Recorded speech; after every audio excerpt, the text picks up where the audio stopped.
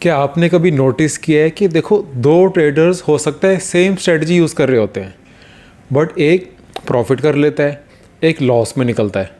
Difference उनकी strategy में नहीं थी, डिफरेंस थी उनकी हैबिट्स में। आज हम ऐसी 7 हैबिट्स डिस्कस करेंगे जो आपको एक अमेजिंग स्विंग ट्रेडर बना देगा।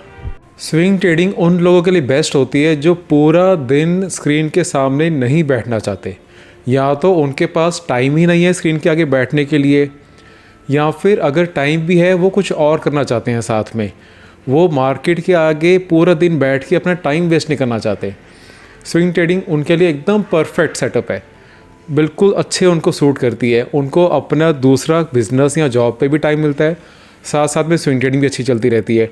आप हो सकते हैं जॉब करते हो या स्टूडेंट हो या आपका बिजनेस है, स्विंग ट्रेडिंग आपको बहुत अच्छे सूट करेगी। बट अगर आप स्विंग ट्रेडिंग में होते हुए भी पूरा दिन मार्केट के आगे बैठे रहोगे, या फिर अभी तक आपकी हैबिट्स ही ठीक नहीं है, तो आप स्विंग ट्रेडिंग को भी गैम्बलिंग बना दोगे। तो आप ये जो 7 हैबिट्स है इसको बहुत अच्छे से समझना। आई एम श्योर आप इस वीडियो से कुछ ना कुछ अच्छे टेकअवेज लेके जाओगे। Habit number 1 is patience, waiting for that perfect setup. आपने स्विंग ट्रेडिंग के अंदर रोज़ रोज़ 10 ट्रेड्स नहीं लेने। हो सकता है आप पूरे महीने में 3-4 ट्रेड्स ही लो, पर आपने वो परफेक्ट सेटअप लेना है जब सारा कुछ अलाइन करता है, जब आपकी खुद के जो बनाई हुई जो रूल्स हैं, चेकलिस्ट है, वो उसके सारे पॉइंट्स चेक होते हैं। आपने ज़्यादा ट्रेड्स नहीं लेने यहाँ पे। आपने यहाँ पे एज अ मशीन गन नहीं चलाना है, आपने स्नाइपर रहना है। आपने जब सारा कुछ ठीक होगा सिर्फ उस टाइम यूज़ करना है। एंड उसके अंदर हो सकता है कि आप सपोर्ट रेजिस्टेंस फॉलो करते हो सकता है आप कोई मूविंग एवरेज स्ट्रेटजी फॉलो करते हो, MACD फॉलो कर रहे हो, कुछ भी कर रहे हो। स्ट्रेटजी कौन सी यूज़ करते हो वो मैटर नहीं करता, बट आप अपनी खुद की स्ट्रेटजी पे टिकते हो कि नहीं, उसके लिए आपको चाहिए पेशेंस। स्विंग ट्रेडिंग के लिए आपको ज़्यादा ट्रेड्स नहीं चाहिए, आपने एक वेव कैच करनी होती है, आपने एक ट्रेंड कैच करना होता है। आपने एकदम बॉटम पे बाय नहीं करना, आपने एकदम टॉप पे जाके सेल नहीं करना। आपने बीच वाली जो वेव है, जो ट्रेंड है, आपने उसको कैप्चर करना होता है। एंड उसके लिए आपको ज़्यादा ट्रेड्स नहीं, क्वालिटी वाली ट्रेड्स चाहिए। Next habit is proper risk management. देखो, एक ये रूल बना लो कि 1% से ज़्यादा कभी भी रिस्क नहीं करोगे। अगर आपकी कैपिटल 1 लाख है तो आप 1000 से ज़्यादा कभी भी रिस्क नहीं लोगे। उस हिसाब से आपकी पोजीशन साइजिंग भी आ जाएगी। उस हिसाब से आपको पता होगा कि यार मैक्सिमम मेरा जो लॉस होगा ना, स्टॉप लॉस, वो 1000 है। अगर मेरे पूरी कैपिटल का 1% ज़्यादा यानी 1000 से ऊपर मुझे लॉस हो रहा होगा, मैं वहीं पे पोजीशन काट दूंगा। आपकी जो कैपिटल है ना, वो आपकी विकेट है। आपने अगर क्रिकेट खेलना है, आपने अपनी विकेट ही नहीं बचाई, तो आप जितनी मर्जी अच्छी स्ट्रैटेजी यूज़ कर लो, जितने मर्जी अच्छे शॉट्स आप ट्राई करते रहो, बट अगर विकेट ही आपकी चलेगी तो आप कुछ कर ही नहीं पाओगे। अपनी विकेट हमेशा बचाओ, अपनी कैपिटल हमेशा बचाओ, तभी कुछ ये लर्न करने का, वीडियोस देखने का कभी फ़ायदा होगा। Next is weekend analysis and pre market setup. एक स्विंग ट्रेडिंग की जो एक्चुअल होमवर्क होता है ना, वो मार्केट क्लोज होने के बाद होता है। जब मार्केट चल रही होती है उस टाइम तो उसको ज़्यादा वर्क ही नहीं करना होता। उसने अपने बनाए हुए सेटअप के अकॉर्डिंग जो स्कैन में उसके स्टॉक्स आते हैं उसको बस एग्जीक्यूट करना है। अगर उसके हिसाब से कंफर्मेशन आ रही है तो वो ट्रेड ले लेता है, कंफर्मेशन नहीं आ रही होती है तो वो फ्री बैठता है। बट ये सारी तैयारी मार्केट क्लोजिंग के बाद होती है, ये इवनिंग में होती है एंड मोस्टली वीकेंड्स पे होती है। तब आपने अपने स्कैनर्स रन करने हैं, तब आपने देखना है कि मार्केट आपके हिसाब से ठीक है कि नहीं है।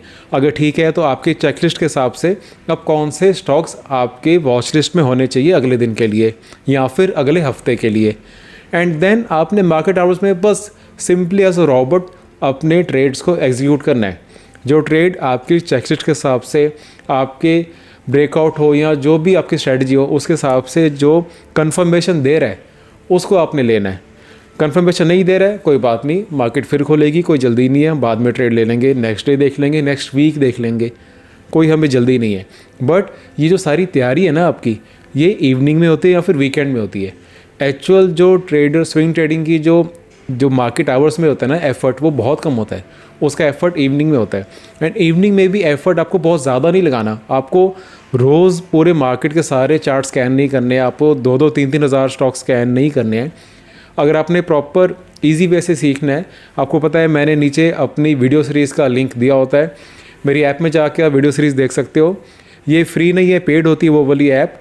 एंड इसके अंदर जाके आपकी ये लास्ट इन्वेस्टमेंट होगी। आपने स्टॉक स्कैन कहाँ से करने हैं, कोई स्टॉक को जब लेना है तो उसको कहाँ पे लेना है, कहाँ तक रखना है एंड एग्जैक्टली कहाँ पे बेचना है। इसकी स्विंग ट्रेडिंग स्ट्रेटजीज़ मैंने बहुत इजी वे में सिंपल सी वीडियोस बना के मैंने नीचे आपको समझाई हुई है। बेसिक कैंडलस्टिक कैसे बनानी है, चार्ट पैटर्न्स क्या होते हैं, स्ट्रेटजीज़ क्या हैं, और उसके बाद फिर आप ट्रेडिंग जर्नल कैसे मेंटेन कर सकते हो। एक चेकलिस्ट क्या होती है कोई भी ट्रेड लेने से पहले, अगर आपने पोजीशन ट्रेड लेना है या फिर लॉन्ग टर्म ट्रेड भी लेना है तो भी। एंड अगर आपने portfolio stocks long term trades लेने हैं उसके लिए आपको फंडामेंटल के बेसिक्स क्या देखने हैं, कहाँ से देखने हैं, बहुत इजी वेज में मैंने समझाया हुआ है। ज़्यादा कॉम्प्लिकेट करने को देखो मैं खुद बिलीव नहीं करता हूँ किसी चीज़ को। सिर्फ ये वीडियो सीरीज़ को बड़ा करने के लिए या इसको बहुत ज़्यादा लेंथी बनाने के लिए मैं कुछ भी नहीं डाल रहा कि चलो इसको बस बड़ा करते रहें। जो प्रैक्टिकली मैं यूज़ करता हूँ एंड जो यूज़ होता है उसी को मैंने बहुत शॉर्ट सिंपल वीडियोस में समझाया हुआ है, आप वो नीचे चेक कर सकते हो। Next is maintaining a trading journal.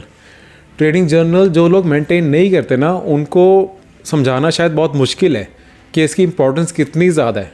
And लोग शायद इसलिए नहीं मेंटेन करते बिकॉज उनको लगता है बहुत बोरिंग प्रोसेस है, आपको रोज़ एक्सेल फाइल खोल के अपने सारे ट्रेड्स डालने पड़ेंगे या फिर आपको पेन एंड पेपर पे लिखना पड़ेगा। बट एक्चुअल में अगर आपको ये लगता है ना कि आपको मुश्किल लग रहा है, आपकी हैबिट फॉर्मेशन में फ्रिक्शन आ रही है, तो आप सिंपली अपने चार्ट्स के ऊपर ही टाइप कर दो सिंपली, ज़्यादा आपने इसमें सोचना नहीं है। बट ट्रेडिंग जर्नल मेंटेन करने की हैबिट बहुत ज़रूरी है।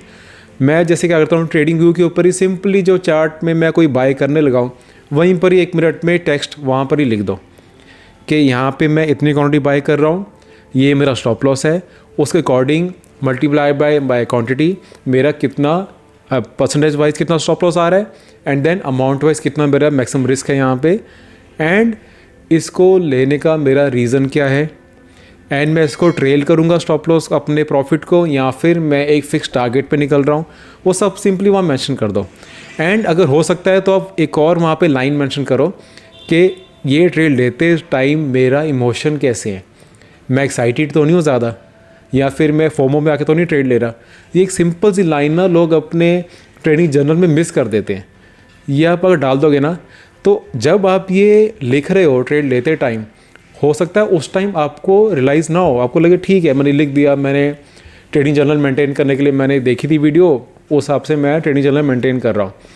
बट जब आप 1 महीने बाद, 2 महीने बाद, 3 महीने बाद, 6 महीने बाद जब आप अपनी ट्रेडिंग जर्नल को देखोगे ना, इनफैक्ट अपने सिर्फ चार्ट को देखोगे कि मैंने चार्ट पे क्या लिखा था, 6 महीने पहले मेरा माइंडसेट क्या था, मैं उस टाइम क्या सोच के ट्रेड ले रहा था, एंड अगर मेरा स्टॉप लॉस हिट हुआ तो मैंने उस टाइम लिया या नहीं लिया, या अगर प्रॉफिट बुक करा तो मैंने अपना प्लान जो मैंने खुद इस चार्ट के ऊपर लिखा हुआ था उसके अकॉर्डिंग मैंने अपना प्लान फॉलो करा या नहीं करा।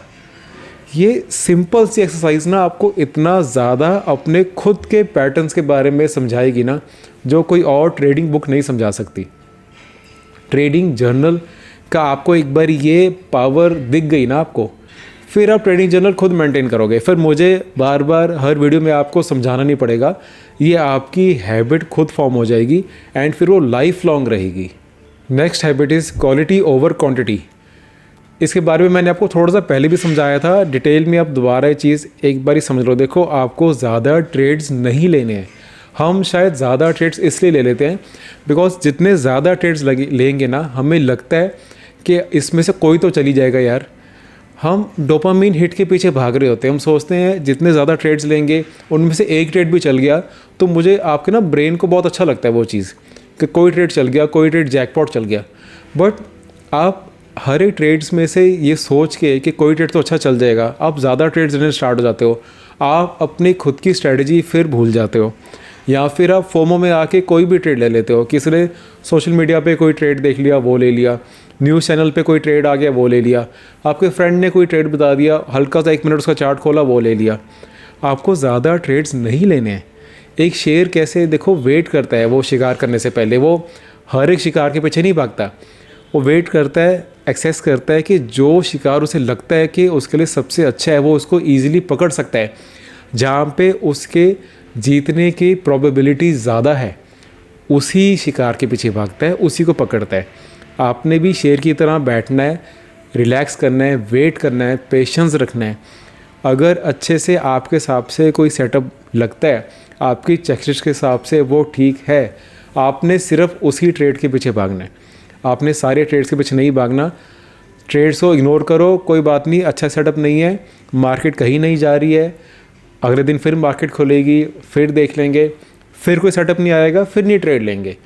जितना कम ट्रेड आप लोगे ना, आप देखोगे कि आपके इनफैक्ट उतनी ज़्यादा आपकी विन रेशो बढ़ गई है। आप हर एक ट्रेड के पीछे भागने के लिए आपको एंजाइटी नहीं रहती, आप पीसफुली ट्रेड करना स्टार्ट करोगे। आप एक बार ये चीज़ ट्राई करके देखना। Next is understanding the broader market. अगर ओवरऑल मार्केट की ब्रेड्थ अभी तक ठीक नहीं है ना, एंड वो कैसे पता चलता है?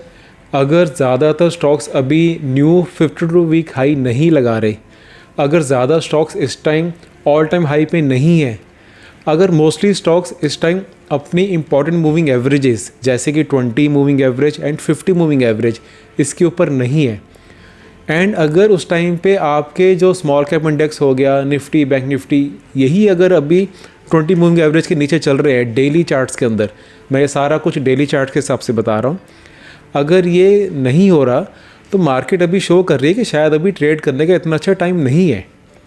उस टाइम पे आप अगर ट्रेड्स लोगे ना, तो ट्रेड आपके अगेंस्ट जाने के ज़्यादा चांसेस है, आपके स्टॉप लॉस हिट होने के ज़्यादा चांसेस है। काफ़ी बारी होता है, काफ़ी क्लियर दिख रही होती है मार्केट का स्ट्रक्चर ब्रेक हो चुका है, चॉपीनेस में चल रही है, साइडवेज मार्केट चल रही है, बट लोग जो ट्रेड करने की, जिनको इतनी हैबिट होगी ना ओवर ट्रेड करने की, वो ट्रेड लेते रहते हैं। एंड देन उनका मुझे मैसेज आता है, सर स्टॉप लॉस ही बहुत हिट हो रहे हैं। तो स्टॉप लॉस हिट होंगे, अगर मार्केट ऐसी है तो आपको ट्रेड उस टाइम ज़्यादा नहीं लेना है, आपको वेट करना है, पेशेंस रखना है, बट ये ब्रॉडर मार्केट के अगेंस्ट नहीं जाना। अगर कोई फ़िश, कोई मछली होती है ना, वो जो करंट होता है ना जो पानी का, उसके साथ अगर वो तैरेगी ना तो ज़्यादा दूर तक चल जाएगी। अगर वो जो वेव्स है, करंट है, उसके अगेंस्ट तैरती रहेगी ना, तो हो सकता है वो कहीं पहुंच भी जाए, पर उसको इतना एफर्ट देना पड़ेगा, वो थक जाएगी, फिर बाद में वो जो करंट था जो ओवरऑल पानी का, उसकी तरफ जाएगी। तो आप पहले ही जो करंट है मार्केट का, जो ट्रेंड है मार्केट, उसके साथ रहो। आपने ट्रेंड को फाइट क्यों करना है? कहते हैं ना, trend is always your friend. वो बिल्कुल सही है। ट्रेंड के साथ रह के ट्रेड्स करोगे तो आपका ट्रेड ठीक चलने के चांसेस ज़्यादा होते हैं। Next and last habit is controlling your emotions. आपने एक मंक की तरह, एक ज़ेन की तरह ट्रेड करना है। और वो कैसे होगा? आपने एक बारी ट्रेड जब लिया है तो आपने बार बार अपने प्रॉफिट लॉस स्क्रीन को नहीं देखना। ये गलती मैंने आज से 10 साल पहले की थी। बड़ा मज़ा आता था कि अपना एक स्क्रीन बड़ी लगा लो, उस पर चार्ट्स लगाए हुए हैं, एक स्क्रीन पे हमेशा पीएनएल चल रहा है लाइव, साथ में फ़ोन में भी कुछ देखते रहो। वो कोई और आपको दूर से देख रहा होगा या सोशल मीडिया पे जैसे लोग दिखाते हैं, तो उन्हें लगेगा कि शायद पता नहीं बंदा कितना हार्डवर्क कर रहा है, कितना कुछ चल रहा है, बट एक्चुअल में आप पैनिक कर रहे होते हो। आप अपने हर प्रॉफिट लॉस को थोड़ा भी ऊपर नीचे जाते हुए देख के आपके अंदर या तो बहुत ज़्यादा ग्रीड आ रहा है या आप बहुत ज़्यादा डर रहे हो, थोड़ा सा भी लॉस आ रहा है आप डर ही जा रहे हो, आपका मन कर रहा है बार बार इस ट्रेड से निकल जाओ। अब हो सकता है कि आपका स्टॉप लॉस हिट नहीं हुआ हो, बट वो लॉस अमाउंट देख के हो सकता है पैनिक कर ही जाओ आप। तो आपको अपना सिस्टम ऐसे बनाना पड़ेगा कि आपको प्रॉफिट लॉस स्क्रीन से दूर रहना है। आपने वो बार बार नहीं चेक करना। जितना कम अपना प्रॉफिट लॉस चेक करोगे उतना ज़्यादा आप लंबा अपना ट्रेड चला पाओगे। ये चीज़ अगर आपने रियलाइज़ नहीं करी, आप ट्राई करो कुछ दिनों के लिए अपने प्रॉफिट लॉस ज़्यादा मत देखो। एक बारी क्लोजिंग के टाइम पे अपना प्रॉफिट लॉस स्क्रीन देख लिया, वो सफिशेंट होता है। हो सकता है तो मार्केट के बाद देखो, क्लोजिंग के बाद ज़्यादा ठीक है। आपने जब भी डिसीजन लेने हैं ना, तो आपने चार्ट के हिसाब से लेने हैं। कोई स्टॉक को एंटर करने से पहले आपने उसका चार्ट देखा था तो एंटर किया था। अब एग्ज़िट करते टाइम आप उसका लॉस देख के क्यों एग्ज़िट कर रहे हो? एग्ज़िट करते टाइम भी उसका चार्ट देखो कि चार्ट ब्रेक हो गया क्या, जो आपका स्टॉप लॉस अवॉइड हो रहा है क्या, उसके हिसाब से स्टॉक से निकलो। पर इतना लॉस हो रहा है वो अमाउंट देके मत निकल जाओ। आपका चार्ट आपको बताएगा कब एंट्री करनी है, कब एग्जिट करनी है। आपका इमोशंस आपको नहीं बताने चाहिए, इमोशंस आपको ओवररूल नहीं करने चाहिए। इसके लिए आपको सिस्टम बनाना पड़ेगा। प्रॉफिट लॉस स्क्रीन से दूर रहो, जितना दूर रहोगे उतना अच्छा ट्रेड करोगे, उतना पीसफुली ट्रेड करोगे। तो ये थी वो 7 हैबिट्स जो आपको एक ग्रेट अमेजिंग स्विंग ट्रेडर बनाएंगे। इनमें से ऐसी कौन सी हैबिट है जो आप आज से ही फॉलो करोगे मुझे नीचे कमेंट्स में बताना, या फिर ऐसी कौन सी हैबिट है जो आपसे फॉलो नहीं होती, आप मुझे नीचे कमेंट्स में बताओ। मैं उस पर भी आपको गाइड करने के लिए एक सेपरेट वीडियो अलग से बना दूंगा। I hope this video was helpful. Happy trading.